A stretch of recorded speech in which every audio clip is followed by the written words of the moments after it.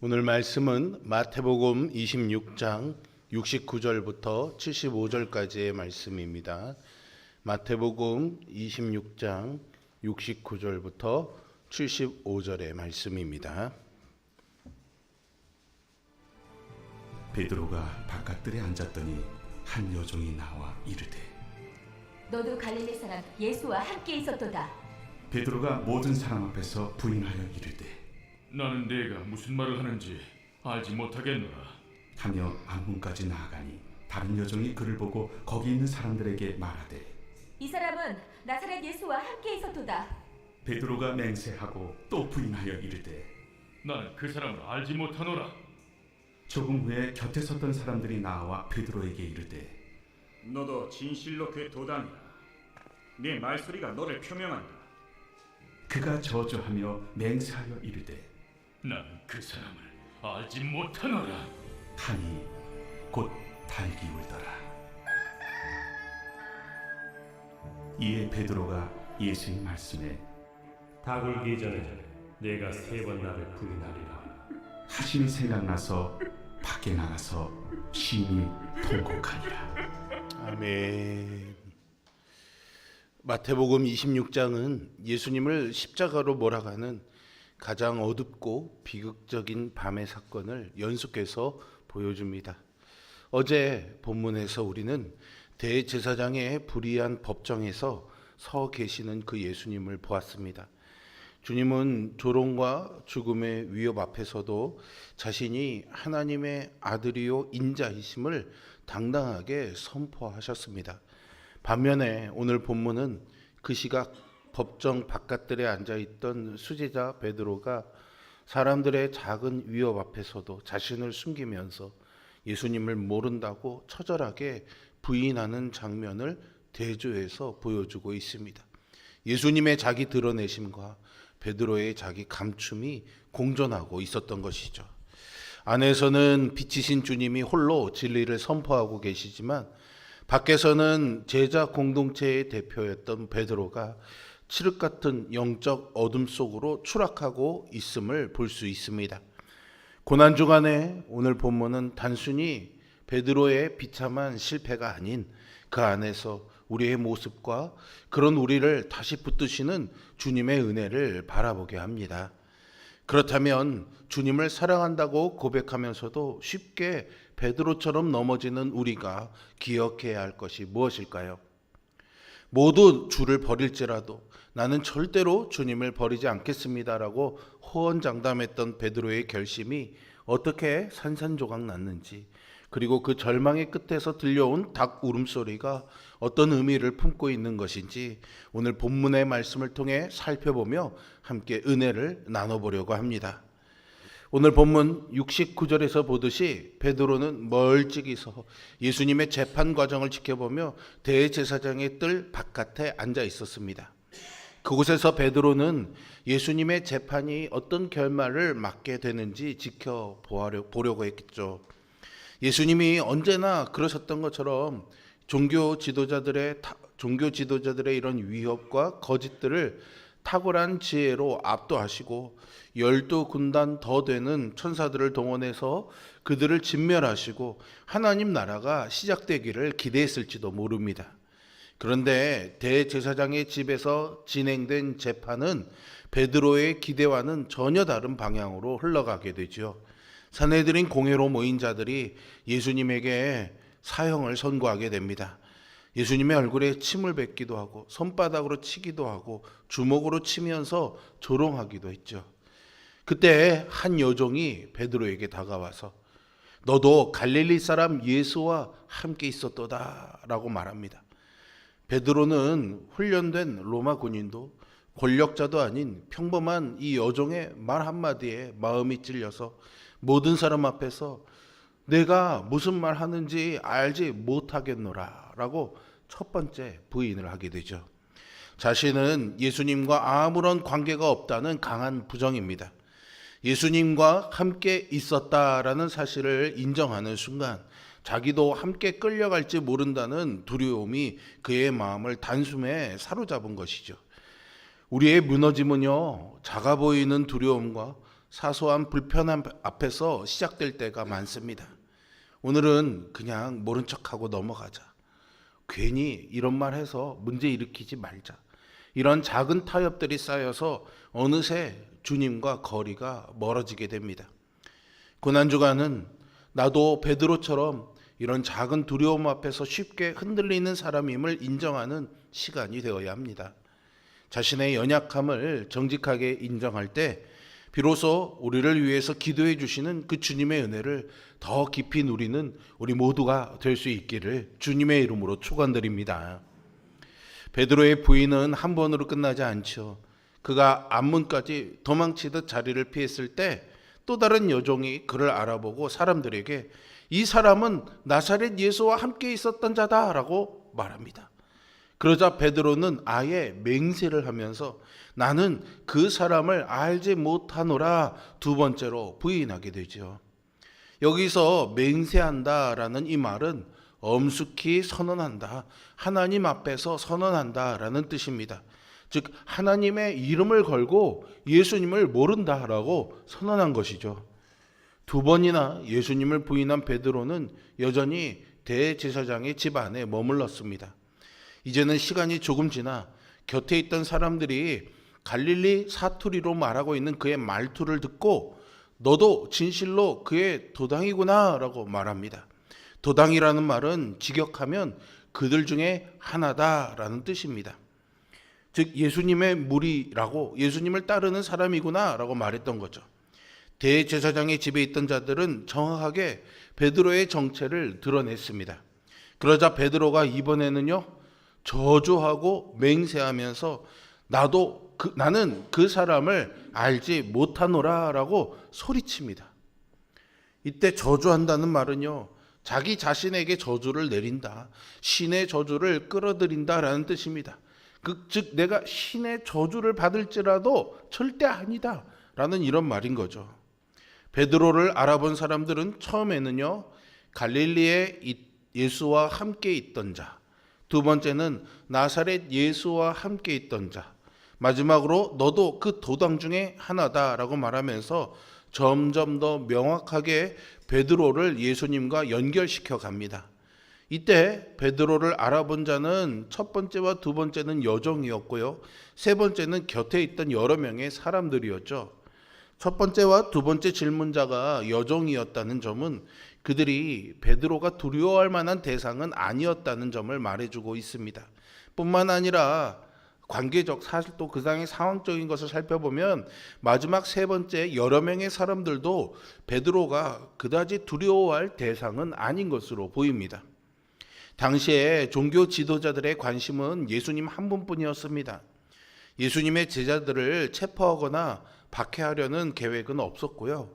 실제로 제자들에 대한 박해는 사도행전 4장 이후부터 시작이 됩니다.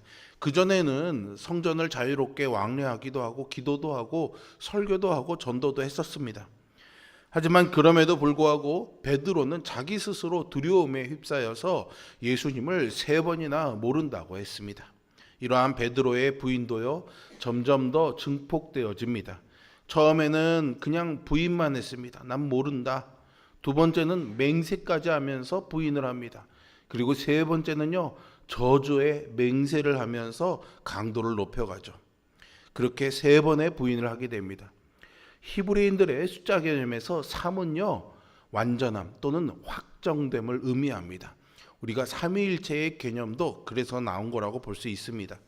이것은 3번이라는 숫자 3의 의미를 따라서 베드로가 정말로 확정적으로 예수님을 부인했다는 것을 말해줍니다. 이미 엎질러진 물을 담을 수 없고 되돌릴 수 없다는 거죠. 처음에는 단순한 회피에서 시작된 베드로의 부인이 점점 더 커져서 끝내 주님을 향한 저주와 부인의 맹세로 눈덩이처럼 커져 굳어져 버립니다. 이는 자기 힘으로 위기를 모면하려는 인간의 시도가 결국에는 가장 비참한 영적 파산에 이르게 된다는 것을 우리에게 보여주고 있습니다. 나의 결단과 의지를 신뢰하는 영적인 교만. 내가 절대로 그럴 리 없어. 나는 그렇게 하지 않을 거야. 나는 그렇게 나쁜 사람이 아니야. 나는 주님 앞에 착한 일만 하는 거야. 이런 교만들은 작은 시험 앞에서도 죄악으로 우리를 끌고 내려가는 무서운 함정이 될 수 있다는 것을 기억해야 합니다. 죄와의 타협은요, 한 번으로 끝나지 않습니다. 작은 타협 하나가 우리의 양심을 무디게 만들고 더 깊은 죄와 더 깊은 거짓으로 우리를 끌고 들어갑니다. 오늘 말씀은 우리 안에 자리 잡은 이 작은 반복되는 죄의 습관들을 들여다보게 합니다. 믿음의 자리에서 물러나는 작은 선택들, 편안함을 위해서 주님을 모른다고 잠시 외면하던 그런 삶의 모습들이 베드로의 3번의 부인에 들어가고 있지는 않습니까? 아니, 어쩌면 우리는 베드로의 3번의 부인보다 더 많은 수백, 수천, 수만 번의 부인을 하며 살아가고 있지는 않습니까? 주님을 부인하며 주님을 저주하고 맹세했던 베드로의 모습을 기억하며 이 시간에 반복되는 죄의 고리를 잘라내기로 결단하는 우리 모두가 될 수 있기를 주님의 이름으로 축원드립니다. 베드로가 3번째로 주님을 부인하던 그 순간 닭이 울고 아침이 밝아오죠. 6월절 식사 이후에 시작된 밤이 드디어 끝이 난 것입니다. 고대 사회에서 닭 울음소리는 새벽이 밝아오고 있음을 알리는 평범하고도 일상적인 소리였습니다. 그러나 그날 새벽에 베드로의 귓가에 울려 퍼진 닭 울음소리는 절대로 평범한 소리가 아니었죠. 75절에 보시면 베드로는 그 순간 예수님이 닭 울기 전에 내가 3번 나를 부인하리라 라고 하신 말씀을 생각나게 되었습니다. 이 구절에 생각나서라는 단어가 있죠. 사실은 닭 울음소리 자체가 무슨 능력이 있는 것은 아닙니다. 그런데 그 소리를 통해서 내 연약함을 이미 다 아시고 경고하셨던 주님의 말씀이 기억났던 것이죠. 주님은 베드로를 정죄하시기 위해서 그 말씀을 주신 것이 아닙니다. 그가 그렇게 실패의 밑바닥에 떨어졌을 때 다시 말씀의 빛으로 돌아올 수 있도록, 그때 주님이 그렇게 말씀하셨구나, 그렇게 은혜의 안전장치를 걸어두신 것입니다. 우리가 스스로 결단하고 나의 의지를 신뢰하며 나아가려고 할 때 결국 우리를 깨우쳐 알게 하시는 것은 주님의 말씀이라는 사실을 다시 한번 깨닫게 됩니다. 주님의 말씀이 없으면, 닭 울음소리가 없으면 우리는 나의 죄가 무엇인지도 모른 채 살아가게 될 것입니다. 따라서 말씀을 깊이 묵상하고 그 말씀대로 살아갈 성령님의 도우심을 간구하는 것은 우리를 살리는 생명의 양식이 됩니다. 말씀이 생각난 베드로는 밖으로 나가서 심히 통곡합니다. 여기서 통곡한다라는 이 말은 단순히 우는 것이 아니라 속이 무너지고 가슴이 찢어지는 듯한 아주 처절한 울음을 뜻합니다. 그도 그럴 것이요, 오늘 본문에는 표현되고 있지 않지만 누가복음 22장 61절에 보시면 베드로가 3번째 부인을 하는 순간 주께서 돌이켜 베드로를 보았다라고 표현하고 있습니다. 주님과 눈이 마주쳤던 것이죠. 귀로 닭 울음소리를 들은 것뿐만이 아니라 조롱당하고 계시던 그 예수님과 눈이 마주치는 순간 베드로의 마음은 완전히 무너져 내렸습니다. 이 눈물은 단순히 상황을 모면하지 못했다는 아쉬움이나 자신의 죄책 때문에 흘린 눈물이 아니었습니다. 자신의 영적인 실체가 얼마나 끔찍하고 나약한 죄인인지를 뼈저리게 깨닫고 자아의 완전한 붕괴를 경험하며 흘린 비통한 회개의 눈물이었던 거죠. 마태복음 속에 베드로는요, 언제나 자신감에 넘치는 제자의 모습으로 등장합니다. 늘 제자들 무리에서 앞서 나와 주님에게 말하죠. 무리를 걷는 예수님을 보고는요, 주여 만일 주시거든 나를 명하사 물 위로 오라 하소서라고 했습니다. 다른 제자들이 너희는 나를 누구라고 하느냐라는 주님의 질문에 침묵하고 있을 때 주는 그리스도시요 살아계신 하나님의 아들이십니다 라는 고백을 하게 되죠. 예수님이 십자가에 달려 죽으실 것을 말씀하실 때에도 베드로는 그리 마옵소서 라면서 주님의 길을 가로막았습니다. 변화산에서는 여기 있는 것이 좋사오니 라는 말로 영광의 순간에 머물고 싶어 했죠. 그리고 부자 청년이 다 떠나간 뒤로는 우리가 다 주를 위해서 모든 것을 버렸다라고 말했습니다. 이러한 자신감을 바탕으로 베드로는 마지막 식사의 자리에서 예수님에게 모두가 다 주님을 버릴지라도 나는 결코 버리지 않겠다라고 말했고요. 내가 주와 함께 죽을지언정 주를 부인하지 않겠다라고 말했습니다. 사람의 눈으로 보기에는 대단한 결기이죠. 누구든지 내 주변에 이런 사람이 있다면 아마 큰 힘이 될 것입니다. 또 그런 사람이 되기를 우리는 원하죠. 우리는 주님 앞에 베드로와 같은 말을 얼마나 많이 하는지 모릅니다. 나는 절대로 주님을 외면하지 않을 것입니다. 나는 어떻게 해서든 주님 말씀대로 살겠습니다. 하지만 예수님이 베드로에게 이런 모습을 원하신 것이 아니었습니다. 예수님은 자신감에 충만한 베드로를 원하지 않으셨습니다. 예수님이 죄인을 부르러 오신 분이기 때문이죠.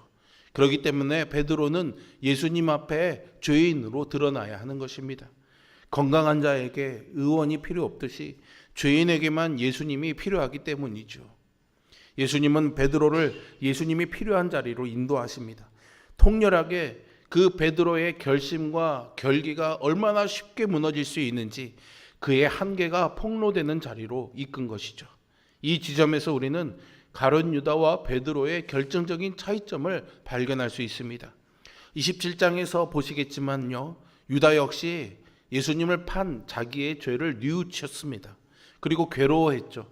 그러나 유다의 후회는 자기 연민과 절망에 갇혀서 스스로 파멸하는 것으로 끝이 나고 맙니다. 반면에 베드로의 통곡은 철저하게 깨어진 마음으로 십자가의 긍휼을 향해 나아가는 생명의 눈물이었습니다. 자기 연민과 절망에 갇혀 후회하는 마음만으로는요, 회복이 어렵습니다. 이는 하나님의 긍휼을 간절히 소망하는 것으로부터 시작이 됩니다. 또 이러한 마음조차 우리 안에 계시는 성령님께서 주셔야 함을 기억해야 합니다. 주님은 이 통곡하는 베드로를 나무라거나 너는 이제 안 되겠어라고 버리지 않으십니다.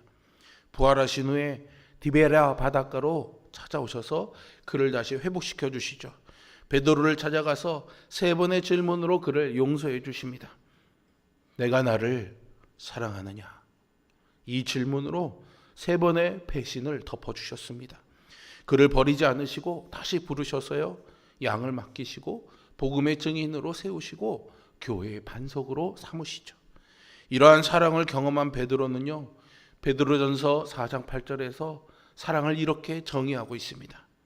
무엇보다 뜨겁게 서로 사랑할지니 사랑은 허다한 죄를 덮느니라. 예수님은 베드로에게 이러한 사랑을 깨달을 수 있도록 3번의 부인을 예고하셨던 것입니다. 베드로의 부인은 허다한 죄를 덮는 예수님의 사랑을 배우는 과정이었던 거죠. 내 의지가 무너져 내리는 그 자리가 비로소 하나님의 은혜가 시작되는 자리임을 기억하시기 바랍니다. 베드로의 눈물은 절망의 끝이 아니라 회복의 시작이었습니다. 이 본문은요, 우리에게 같은 소망을 전해줍니다. 우리가 연약하고 실수해서 나의 결심을 지키지 못해서 넘어졌다고 해서 주님의 사랑과 부르심이 사라지는 것이 아니라는 거죠. 오히려 그 눈물의 자리에서 주님은 내가 나를 사랑하느냐 라고 물으시면서 다시 우리를 일으켜 세우십니다. 중요한 것은 한 번도 넘어지지 않는 완벽한 나, 뭐든지 다 잘해내는 완전한 나, 완벽한 신앙이 아니라 넘어졌을 때 다시 일어나 주님께로 돌아가는 회개의 방향입니다. 우리도 날마다 베드로와 같이 주님을 부인하고 원망합니다. 베드로보다 훨씬 더 많이요. 하지만 그럼에도 불구하고 하나님은 계속해서 우리를 찾아오시고 용서하시며 사랑의 관계로 불러주시고 회복시켜 주십니다. 베드로의 결코 되돌릴 수 없는 확정적인 3번의 부인을 덮어주신 것처럼 우리의 허다한 죄를 덮어주십니다. 이러한 사랑을 경험하기 위해 하나님의 말씀 앞에 통렬하게 우리의 한계를 깨닫고 허다한 죄를 덮어주는 그 예수님의 은혜를 깨닫는 은혜가 이 고난주간 여러분들의 삶에 머물기를 주님의 이름으로 축원드립니다. 제자들의 대표였던 베드로의 처절한 실패는 역설적으로 우리의 구원이 절대 인간의 용기와 충성심에 달려있지 않았음을 말씀해주고 있습니다. 그는 주님을 3번이나 부인했지만 주님은 그를 한 번도 포기한 적이 없습니다.